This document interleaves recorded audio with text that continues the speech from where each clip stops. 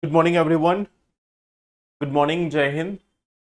So I hope I am properly audible and visible to all of you.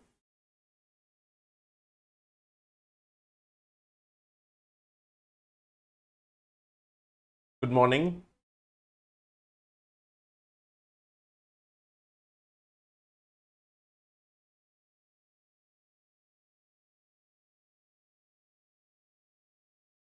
Okay, I get it that you are first timer, so you have to get the idea about how to make notes and everything.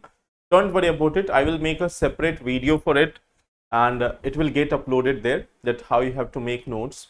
Although if you will search on KGS IAS Hindi channel, there is already a video. But then again, I will make a new video for it, and I will post it on this channel itself, so that you can get a complete idea that how you have to analyze the essay, how you have to make the PDF of or notes of essay, notes of editorial. So I will make a video today itself, and the team will upload it. Okay. Editorial की PDF का link नहीं मिला कल का. Okay, so yes, okay, if you have not got it of the last day, then I will ask the team to do it. Okay, 24th June and 30th June. Okay. Okay, so many of you are first timer, I can understand it. So let me give you one simple thing. Those who are first timers,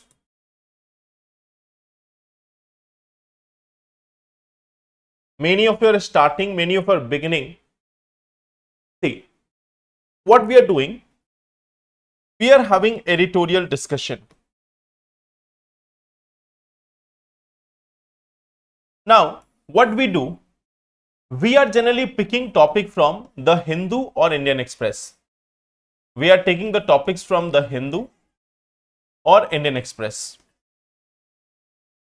And we are taking only those editorials. We are taking only those editorials which are relevant for your examination, which is going to be relevant for your examination. So we are picking only those part.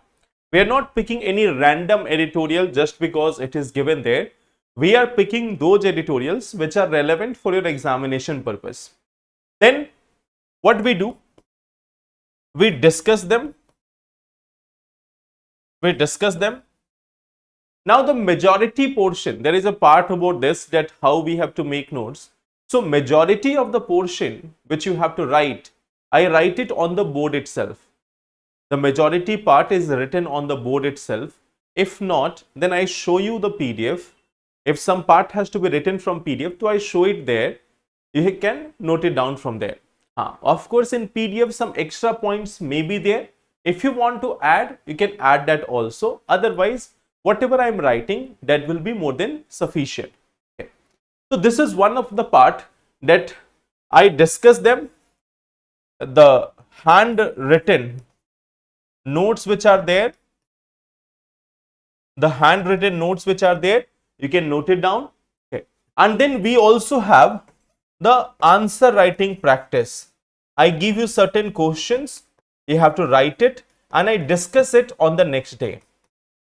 So I am giving you some questions, I am discussing it on the next day. So that is one thing which we are doing in our answer writing session. Okay. So those who are starting the editorial session, remember this one thing, from Monday to Friday at 8:15 a.m. we are starting this editorial discussion. We are discussing the relevant editorials of the Hindu or Indian Express. What we do, first discuss them. Most of the part of the notes is there in the written format, in the handwritten format on the board. You can note it down. You will also get the PDF of this in the Telegram channel of KGS IAS. Okay. So the PDF notes, this is going to be there in the Telegram channel. It will be there in the Telegram channel. So from there you can download it.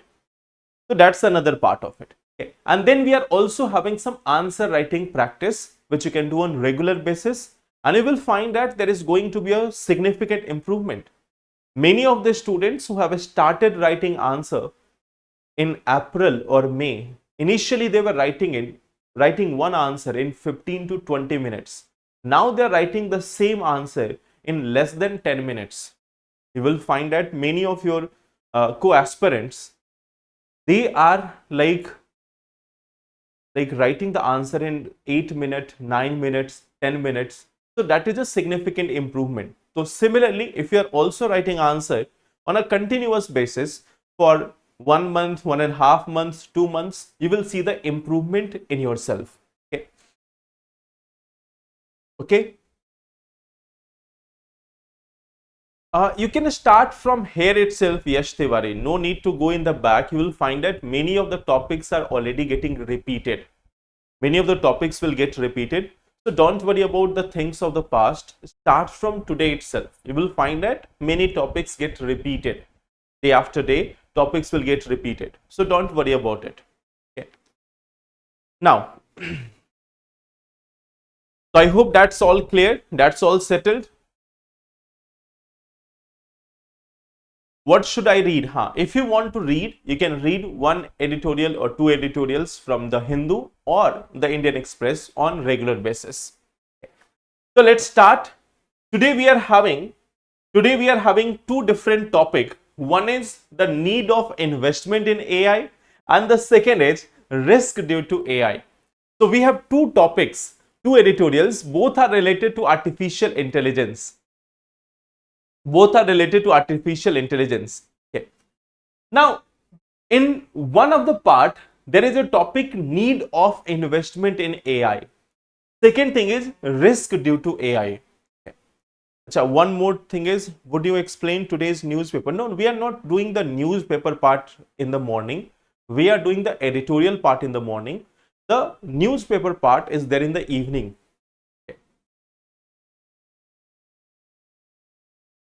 How many papers for 150? See, you can check it by yourself. If you're writing 150 word answer, you can write it in 1.5 page also. Some can take 2 pages also.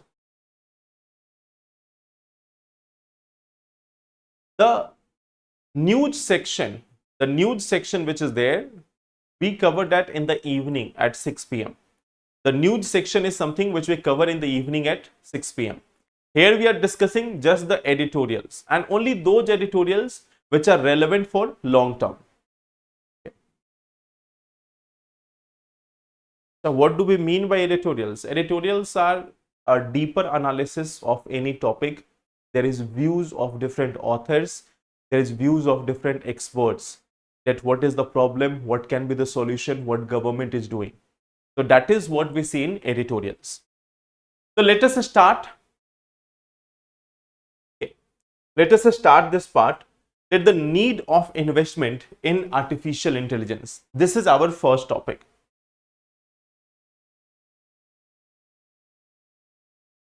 Need of investment in AI. Now there is a background of it. There is a background of it.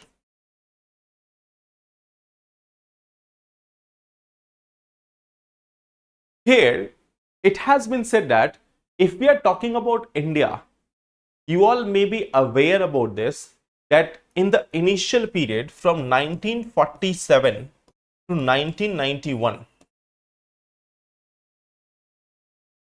we were having a very slow rate of growth. A very slow rate of growth. We were having a very slow rate of growth. It was in fact called as Hindu rate of growth.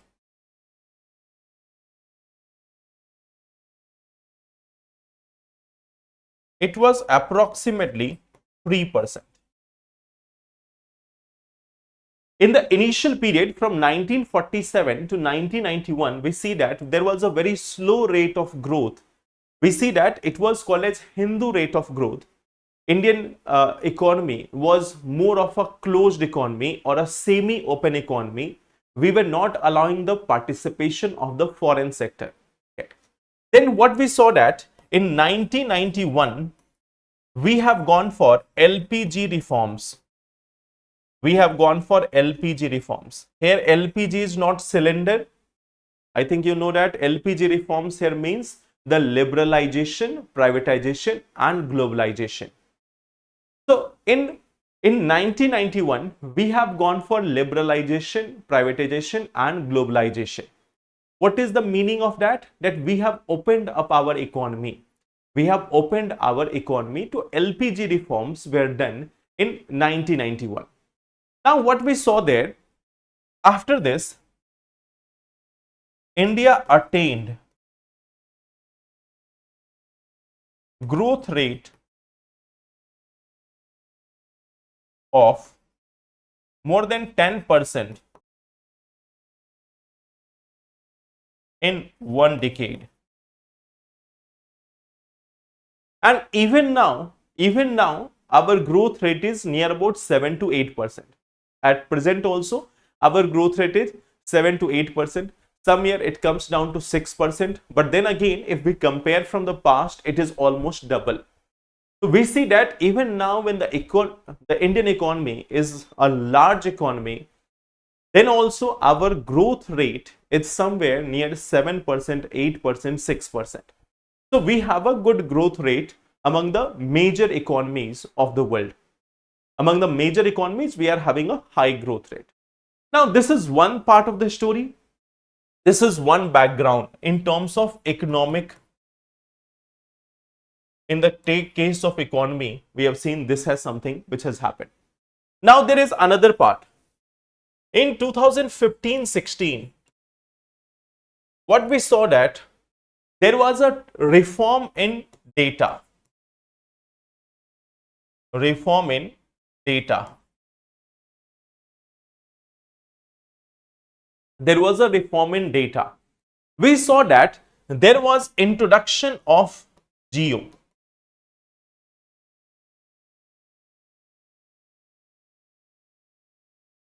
Introduction of Geo company. And we saw that at that point of time, the data became quite much cheaper. Okay. The cost of data, it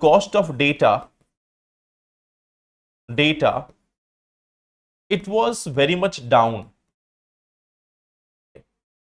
We saw that the cost of data came down very much. Like right now, if we look at this, we have one of the cheapest data in the world. We are having one of the cheapest data in the world. So that is one thing also which we see here, that we are having one of the cheapest data. Okay. So this is also one thing which we see here, that the data rate has also come down. Okay. What does it mean by Hindu rate of growth? No, it doesn't mean anything.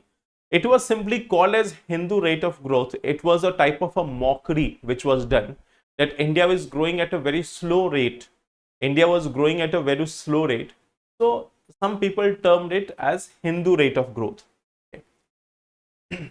So this is one part which we see, that there is a reform in data.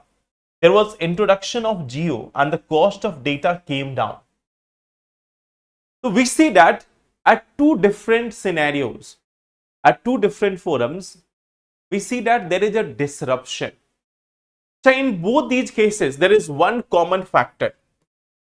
There is one common factor.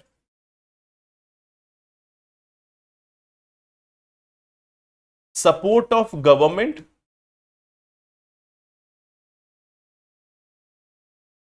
plus participation of private sector. Participation of private sector. So what we see, that there is one thing which is common here. Okay. There is one thing which is common here, support of government plus participation of private sector. So this is one thing which is common to both the issues, that in LPG reform also there was support from government, private sector participated. It led to boom of the economy in the next one decade. Then in the case of data also, it was initially supported by the government and then the private sector caught up. And what we saw, that over the period of time, the rate of data has came down heavily. India has one of the lowest cost of data in the world right now. Although it may increase in future now, but yes, right now still it is one of the lowest rate. So this is the second part of it. Now the thing is, can we have a similar transformation in AI?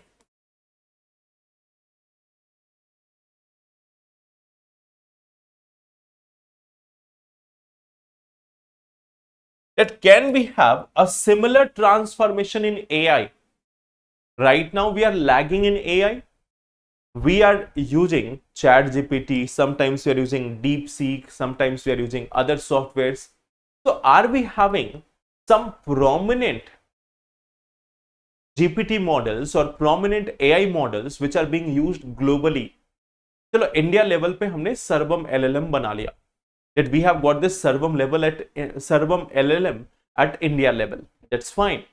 But are we having a GPT model, or are we having a AI model? Are we having a AI model which is accepted globally? Do we have any such model? Do we have any such infrastructure? So there is a question that can India do this? Can India do this? Can we become a global power in AI? Can we become a global power in AI? That is one of the major questions. Can we become a global power in AI? Now, when we talk about this, that whether we can become or not, so we have to see certain part. There is one thing called as research and development. So when we talk about the expenditure on research and development, what we see that China, when we look at China, this is giving 2.4% of its GDP on research and development. When we talk about United States, it is spending 3.5% of its GDP on research and development. When we talk about South Korea, Korea is one of the very famous country for technology part. What we see, they are spending 4.9% of its GDP on research and development. When we talk about Israel, they are spending 5.4% of its GDP. So there are certain countries which are spending a significant portion on their research and development. But when we talk about India, we are spending 0.65% of GDP.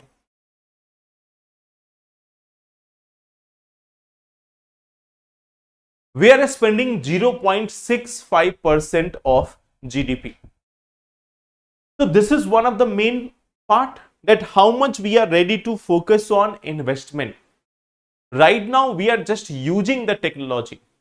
We are using the technology, we are becoming the service agents of them, but we are not developing the technology.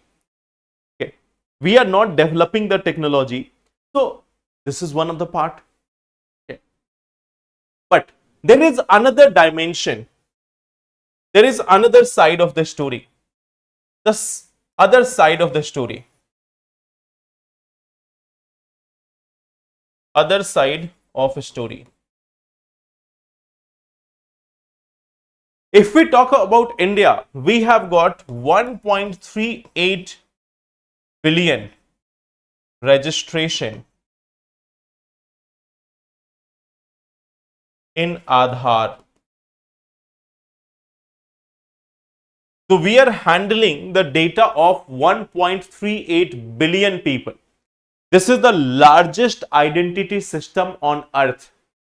This is the largest identity system on earth. No country has this much large scale identity system. Okay. So we have got one of the largest infrastructure. Okay. When we are talking about UPI, they have got 250 billion transactions. 250 billion transactions annually on UPI. So UPI is handling 250 billion translations. Okay. Now at the same time, in 2016, Jio, Reliance Jio, which just started, it has got 100 million subscriber in 5 months.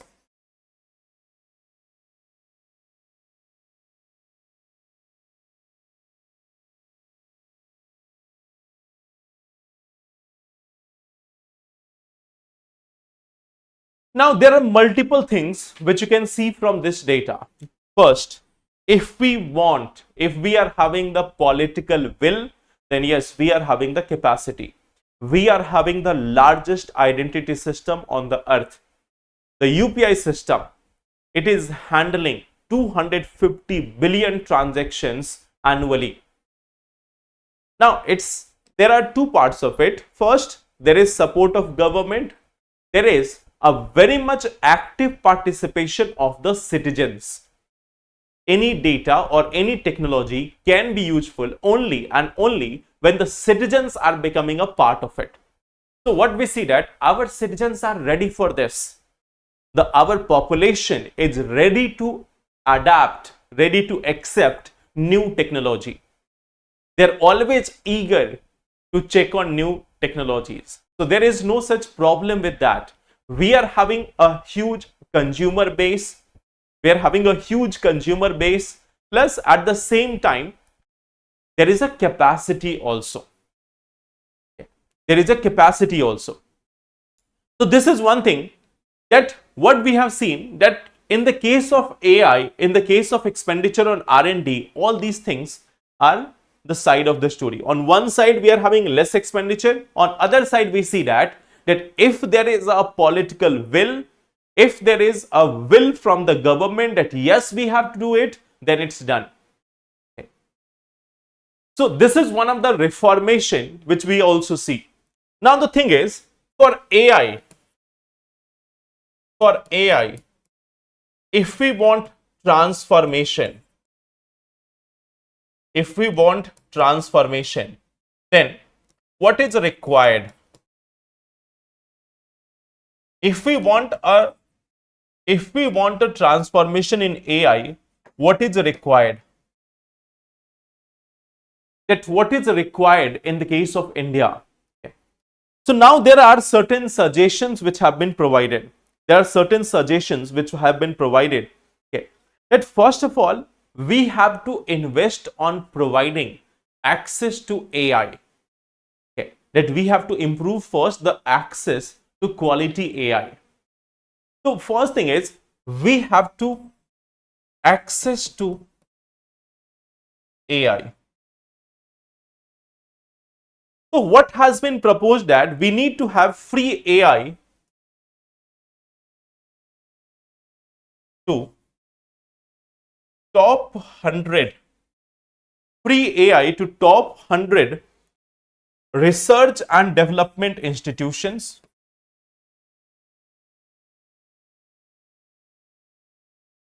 and at the same time 5,000 schools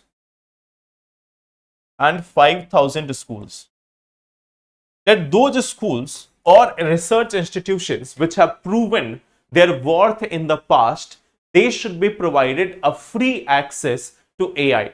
So all their students, all their researchers, all their teachers, they should be getting the free access to quality AI. Right now, AI in India is very much overpriced.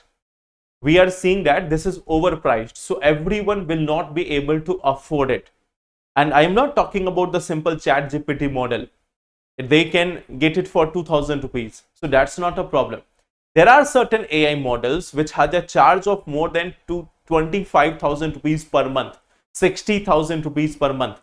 So the premium subscription of the AI models, that is something which we need to provide to our research and development institutions at the earliest basis, so that they can make use of AI. If they're using AI, if they're understanding AI, there is going to be more and more development. AI-led transformation can be there. So that is one of the part.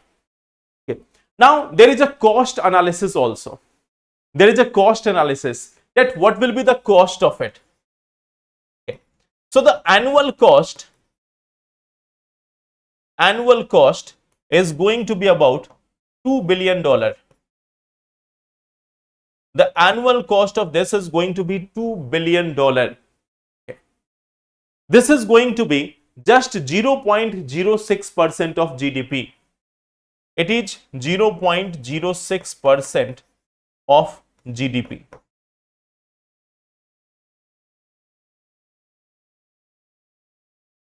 So we are giving more in terms of food subsidy, fertilizer subsidy and other subsidy. We don't even have to arrange separate money for this. Even at one point of time, if the subsidy is not increased or some other benefits are not increased, then also that money can be diverted for this AI purpose. So as per the author of this editorial, that we are spending so much on food subsidy, fertilizer subsidy, oil and gas subsidy and others. If we are simply not decreasing, it's not that the author is saying that we need to decrease the subsidy on those things. It's saying that in a particular year, just don't increase the subsidy, and the amount which you were thinking for increasing, divert it to the AI, and then you will see the transformation in the society. Okay. So it is saying that government should reallocate a part of subsidy,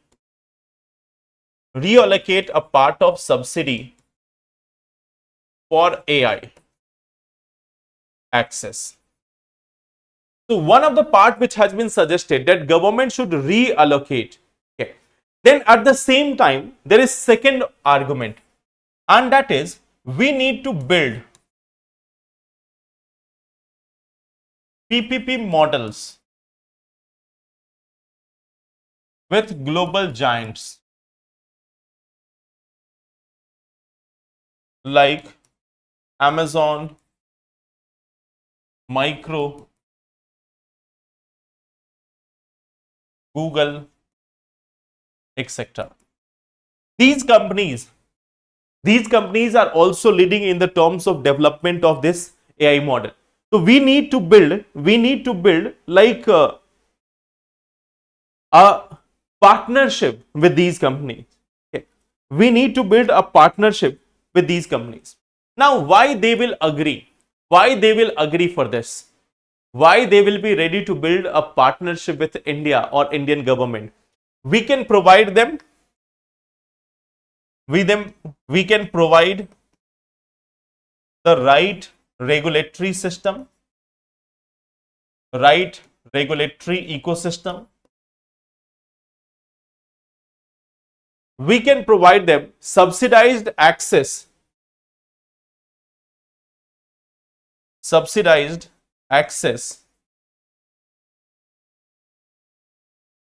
land, electricity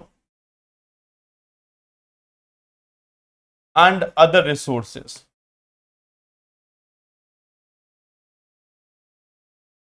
We can have a subsidized access to land, electricity and other resources. We can also think about tax benefit.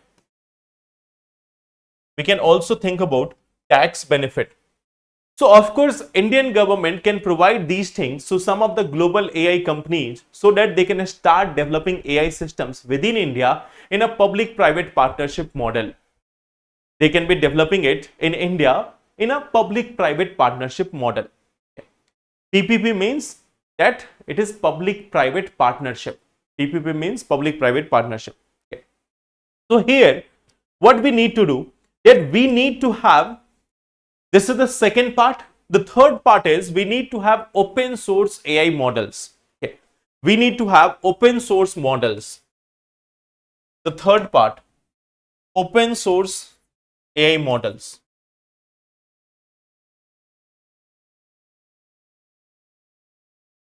Similar to UPI infrastructure.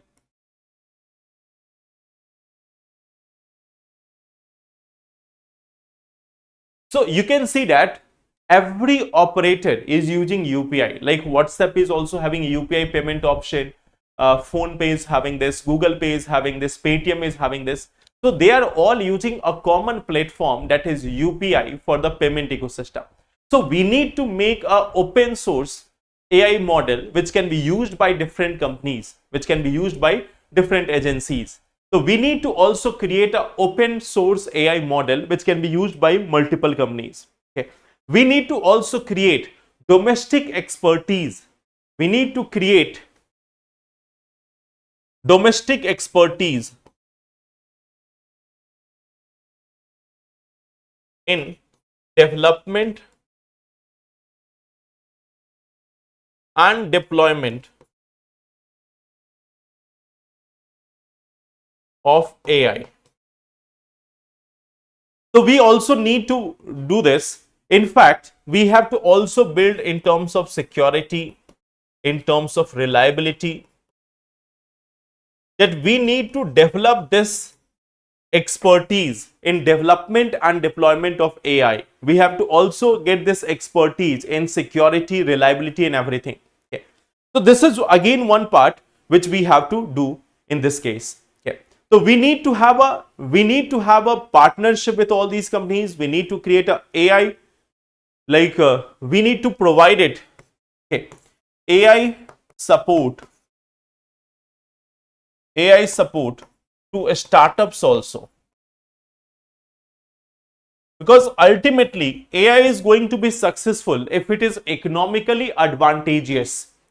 So if AI model is going to be accepted by the startups, if they start using AI, if they start getting the benefit of it, then AI will automatically pick up its market in India, and more AI models which are suitable to India can get developed.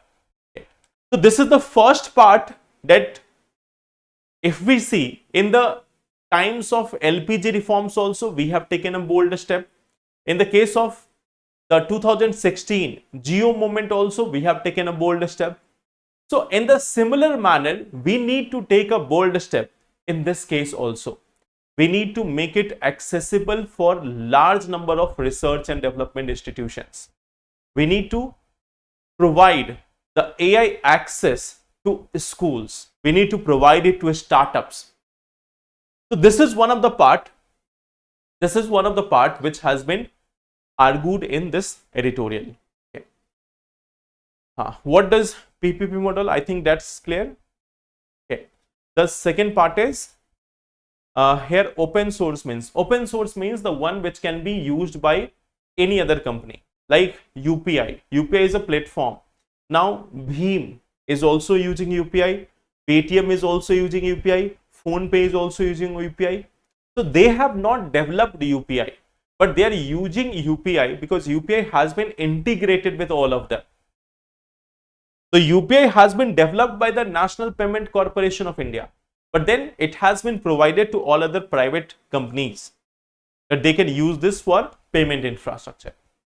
So I hope that's clear, Navneet. Open source means and everyone can have access to that. That is the meaning of open source.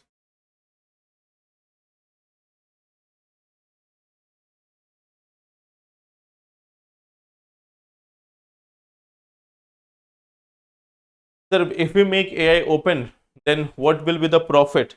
Think about this. We have made UPI open for everyone. There is no such charge for UPI. Is it profitable or not? Is it profitable or not?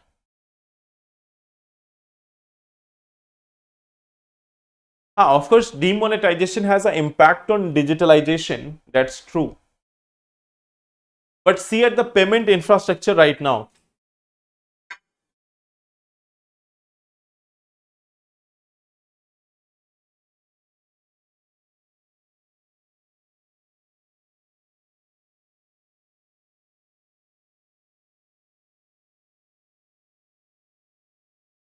See, business is not operating in just one way.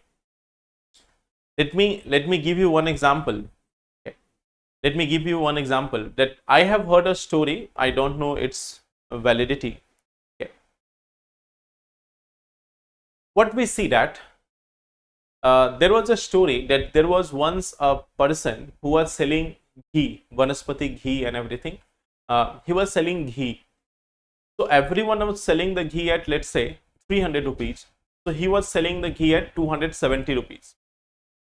the actual cost of ghee was also just at 270 rupees. Some of the traders, they were taking a 30 or 10% margin and they were selling it at 300. So one person was selling ghee at 270 rupees. So he was having huge sell. Other people were not getting that much of sell. The person who was selling at 270 rupees, he was having the sell of the ghee. But there was one difference. The person who were selling the ghee at 300 rupees, they were also giving the containers. But this person who was selling it at 270 rupees, he was not giving the container. So he used to ask the customer that you have to bring your own utensils, you have to bring your own things for getting ghee, I will give you, but without container. So what he used to do, he used to sell it at 270 rupees and then he used to sell the container at 30 rupees. So his margin was still restored. That he is selling the ghee at 270 rupees, people are getting it at 270. But he is actually getting 300. How? He was selling the container also at 30 rupees to some other people. So business is not done just in one way. Now let's just take an example of PhonePe or other systems. They are facilitating the payment. They are facilitating various payment options for you. That if you have to pay to any merchant, you are using UPI via PhonePe or Google Pay or any other things. You are not paying any charge for it. आप उसके लिए कोई charge पे नहीं करते. But see, are you using Paytm for your mobile recharge also? Yes. Are you paying some charge there? 1 rupees, 1.5 rupees. Are you also using it? Some people are using it to purchase some of the insurance plans. Some are using it for digital gold saving. Some are using it for mutual fund investment. Some are using for other things. So there are different uses of these applications. One of the part is payment, but many other businesses are also running simultaneously on that platform. So this is one thing which you can see. Dekho, this validity extension, you have to talk to team about this. It's not in my hand.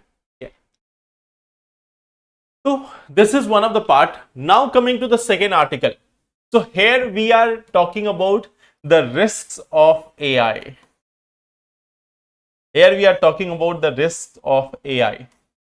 Till now, we were discussing about that how we can scale up AI. How we can scale up AI.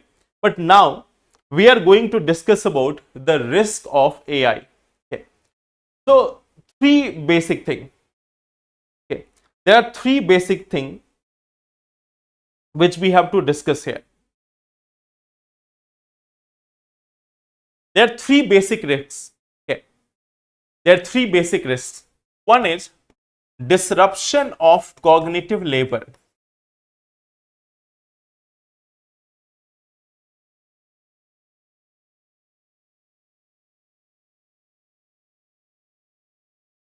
One of the risks is disruption of cognitive labor. Second thing is concentration of AI power.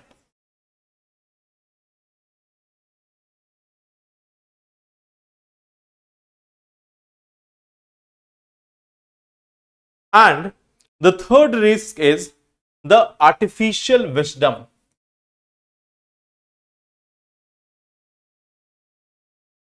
Artificial wisdom. So there are three risks which has been highlighted here, that the three risks of the AI system. AI system is productive. We have seen that AI system can do many things. That's fine. But there are three risks of AI which has been identified in this article. Okay. Now see. So what is the first issue? First is disruption of cognitive labor. There is one thing called as disruption of cognitive labor. Now what we see, that nowadays AI is performing intellectual task. Okay. There is intellectual task which is being done. Okay. So what we see, that AI is performing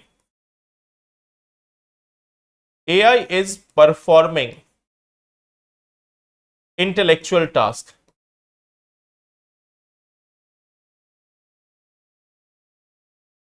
AI is performing intellectual tasks. Okay. So now what is the issue with respect to that? If AI is performing the intellectual task, it means the human's capacity is getting degraded. Okay. Tell me about one thing. Let me take one example from your side. If you are reading something, if you are working, or if you are studying for a continuous period of time, like consistently, if you are reading consistently for 1 week, and then your expertise over that area, plus take a break of 1 week and then check your expertise on that area, will it be impacted or not? Or let's take a longer duration, that if you are reading something, you are solving some questions of math on a continuous basis for 1 month, then your ability to solve the questions, and then if you have taken a break of 1 month or 2 months and then you are again solving the same question, are you able to do it with the same efficiency? If you are not doing anything, if you are not solving any question, even if you are not thinking about it, can you do it?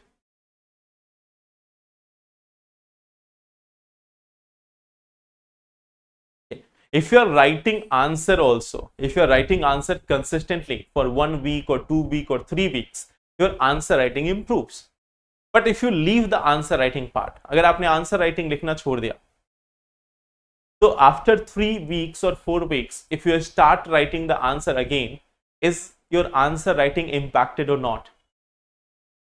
The same thing is, so what we see that AI is performing intellectual task, it means humans, what are they doing? Their intellectual ability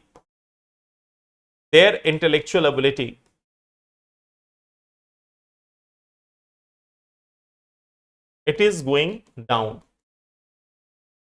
Their intellectual ability is going down. Okay. This is the first part. Second thing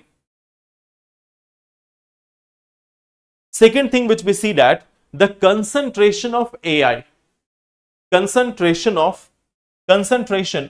capabilities.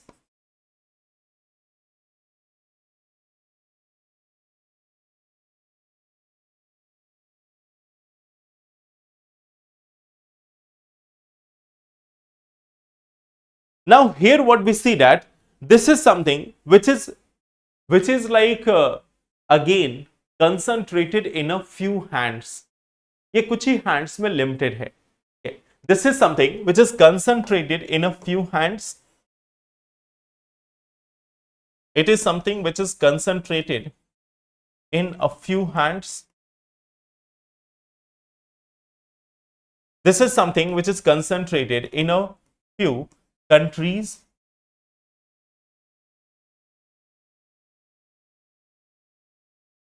So can this be a geopolitical risk? Can there be a geopolitical risk? Now, a few days back, we have discussed about this one thing. Is there a risk of digital colony? Is there a risk of digital colony? What is digital colony? Digital colony is same like the colony which was established in the past. Like Britain has made India its colony. Means they have the power over India. They have taken control of India in the past. Okay. So before 1947, India was a colony of British. They had the control over us. Now in the digital world, if there are certain countries which are having the dominance in AI, they can also create a digital colony. They can have total power over the countries. They can control the financial system. They can control the economy. They can control the infrastructure. They can control the critical infrastructure. They can control the social media. So all these things can be controlled by other countries. It means a digital colony risk is there if there is concentration of the AI in a few hands. Okay. So that is the second risk which we see. Now, the third part is AI, what it is generating. Okay. AI is generating knowledge, okay, or wisdom. Now, the third part is that the artificial wisdom, the greatest risk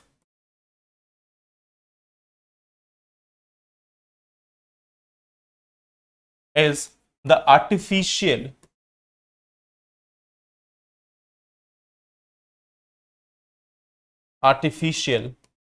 wisdom. Now the thing is, you may be aware that AI, it can generate unique content. It can generate unique content. It means it can generate new information. It can generate new information.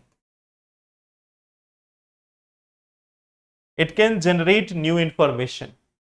But the question is here, this new information, what is the validity or authenticity of this? What is the authenticity of this information? AI can create a new information altogether. AI can create a new information altogether. But then what is the authenticity of it? AI can generate images, AI can generate videos, AI can write an article. Let me give you an example. Recently, we have seen that use of AI in judiciary. Okay. We have the use of AI in judiciary. So what we see that AI created a fake case to support its view. Recently, there was a case in which AI has created a fake case in order to support its view. Okay. A fake case, the case which has not even existed at any point of time. So AI has created a reference of that case, that according to this case, Supreme Court said this, and then they have given reference of it in an argument. So we see that AI has the potential that it can generate a fake information which may seem real. So now see, now if we talk about this, what we see that there is one part, it may create new jobs also. It may create new jobs. Okay. In fact, the development of AI is itself a cognitive task. Development of AI itself is a cognitive task. So on one side, there can be loss of other things. There can be gain of cognitive ability again. Now, this is something which can be regulated. This is something which can be regulated by national laws and international treaties.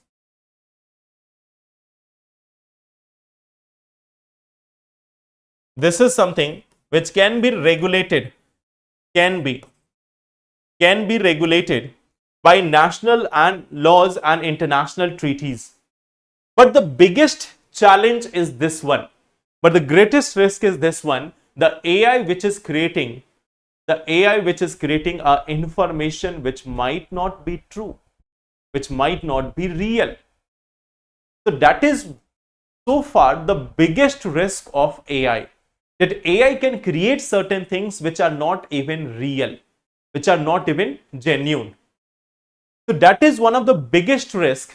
It can be biased also, it can be anything. Okay. So it can generate human-like things, human-like text, summaries, images, videos, everything. Okay. So this is one of the biggest challenge. Okay. Now AI is like lacking the expertise. AI is not having the context. AI is not having, it can generate anything. So now people are thinking that AI can be used as a tool for knowledge or wisdom. That's one of the greatest risks. That is one of the greatest risks of AI in the present times. Okay. So this is one of the challenge. Okay. There is organizations also which rely on this. So what is the solution here? What is the solution? What is the solution in this case? Solution, of course, I start with this one part that we need to have AI regulation. There is a need for AI regulation.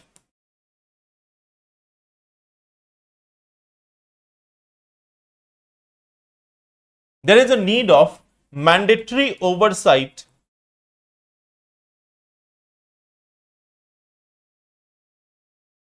of result produced by AI.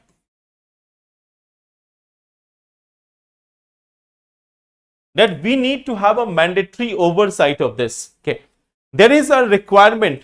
Okay, we need a global non-proliferation agreement for disruptive AI. Okay, we need a global agreement for non-proliferation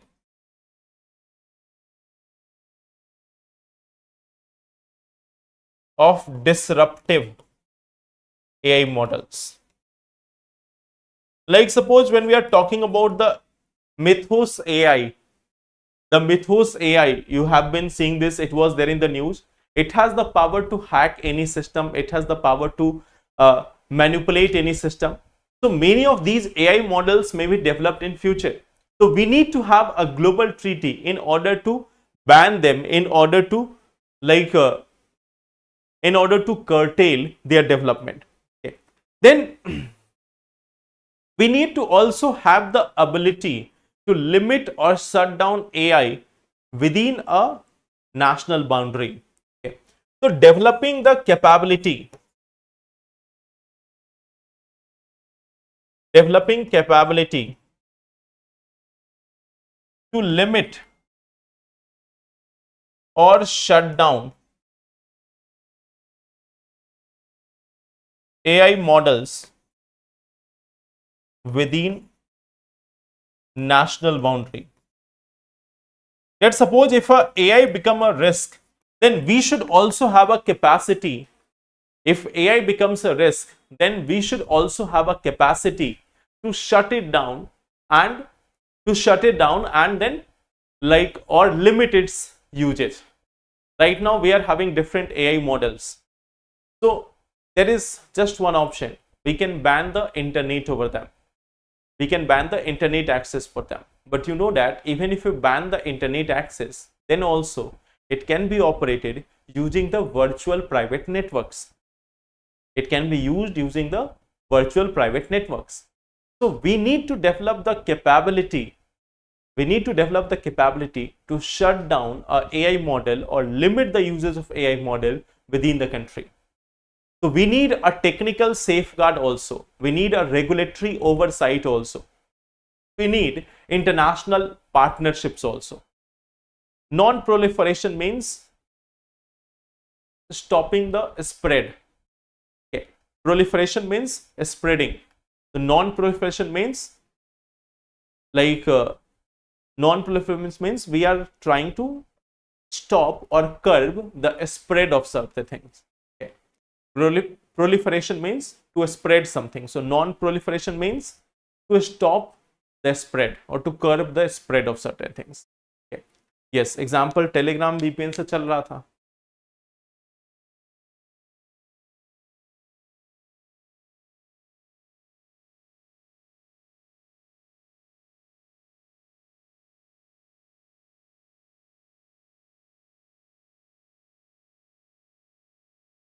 So on the basis of it, you are having two questions here.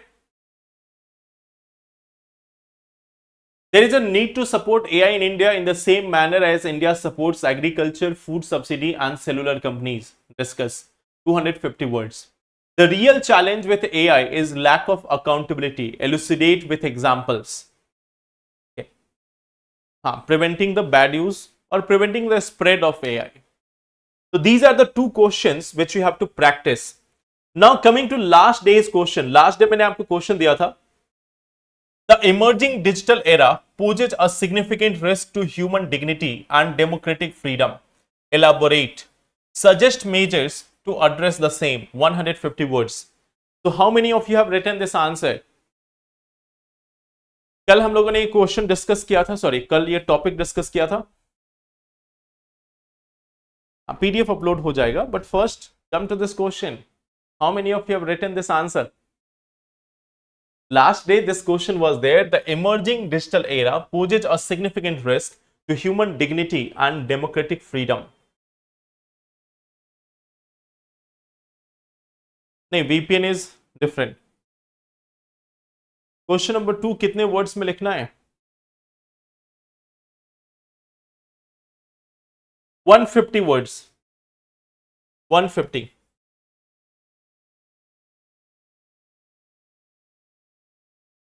See, this question was quite significant. You were absent. Okay. Now see, if we talk about this, the emerging digital era, what you can start with introduction. In the introduction, you can give facts about active internet users of India. Active internet users of India. This is one thing from where you can start your answer, that how much active internet users are there in India. So this is a X factor of answer which you have to search and then you have to add. Okay. So what we see, that you have to first give the fact about the internet users of India. Second thing is risk to human dignity. You can make a paragraph like this: risk to human dignity. Last day we have discussed about this, that how it can be used to defame someone, how it can be used to target someone, how it can be used for targeted advertising, okay, how it can lead to lack of cognitive development.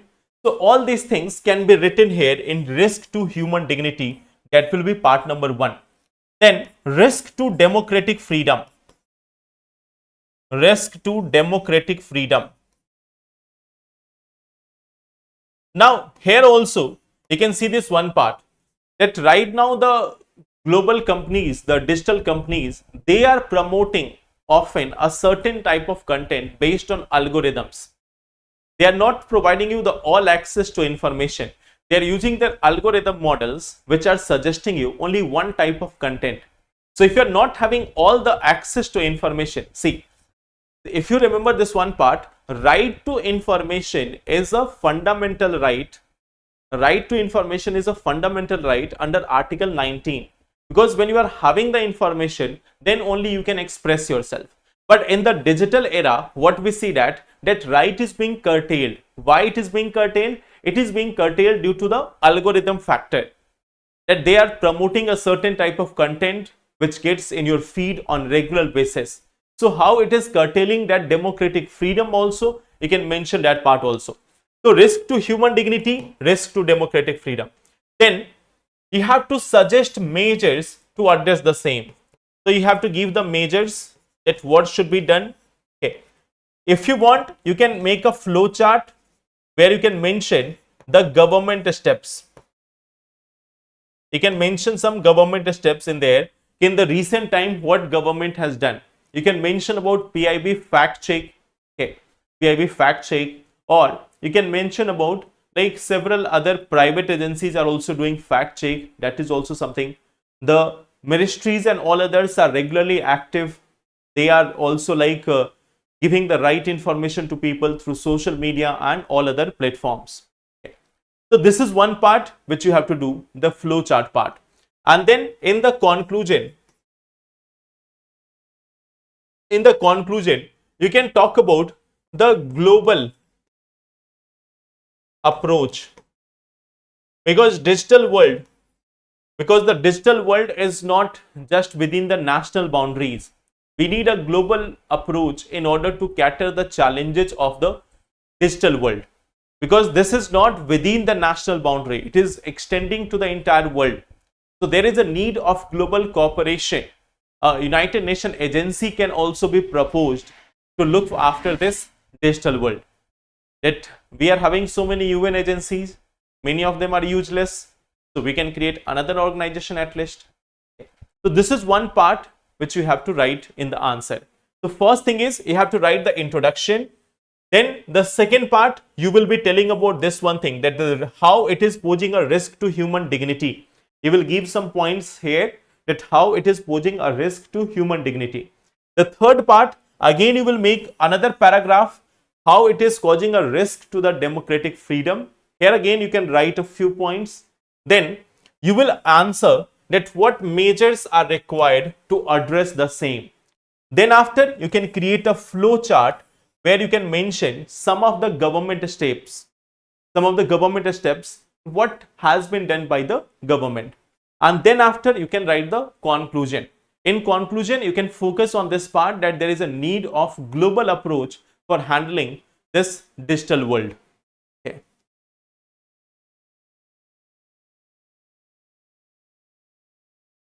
So I hope that is clear. What is the format of writing these answers? See, you have to join the KGS IAS Telegram channel. There you will find the PDF of it. There you are going to find the PDF of it. If watching reels are hampering our cognitive development, then why government is not banning that particular reel feature of Instagram or any other short video platform? See, there is a very famous quotation of one of the politicians of, I guess, United States. He said this one thing: I detest what you say, but I will still protect your right to say that with my life. Okay. There is a very famous quotation. Listen it once again. I detest what you say, but I will still protect your right to say so with my life. तो मुझे बिल्कुल पसंद नहीं कि आप क्या बोल रहे हो, बट स्टिल आपके बोलने की जो आज़ादी है उसको मैं अपनी जीवन देकर भी उसको बचाए रखूंगा. So that is the main idea here.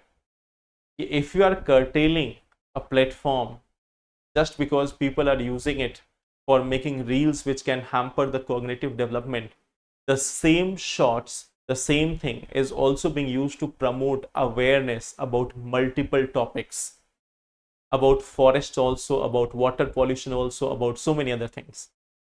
So everything has its own positive and negative sides. Okay.